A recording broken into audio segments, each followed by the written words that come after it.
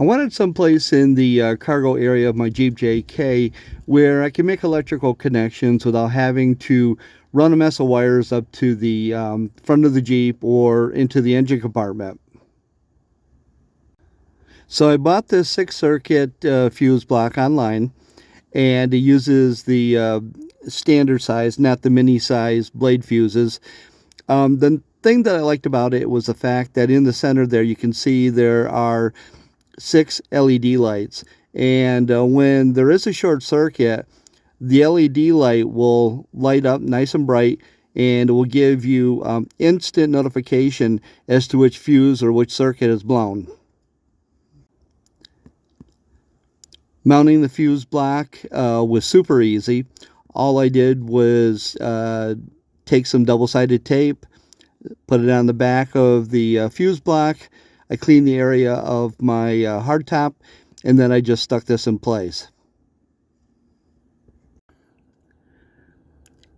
As you can see, I like to try to keep my wire nice and neat, and everything is run through wire loom, and I use these self-adhesive zip tie holders to hold the wire loom in place. And all my wires are labeled so that I can tell which accessory they go to. Removing the cover of the fuse block is pretty straightforward. All you have to do is reach in, press this little button at the top, and the cover will come right off. Okay, now if you're wondering how those LED lights work to determine what circuit is blown, we can simulate this by just pulling a fuse. Now I'll pull the fuse up here, and you see the LED lights right up.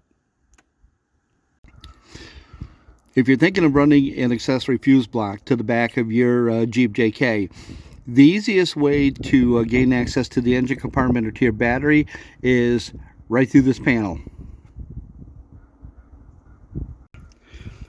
Just take a small flat tip screwdriver or a trim removal tool and pop open this panel. Once you get it started, just go ahead and gently pry it out, and the cover removes that easy. Now if you look inside here, you're going to see where my wires already run through the fender and into the engine compartment. This is also the wire to my ghost antenna for my GMRS radio. There is a spot of foam covering a hole right here. All you have to do is punch through that foam. I ran my wires, and then I put a grommet in to help protect the wires from the metal. Now if you look way back in there, you're going to see right where the wire comes out and brings you right up here to the engine compartment. Once I brought the wire through the wire loom and into the engine compartment, I then attached it to the positive terminal of my battery.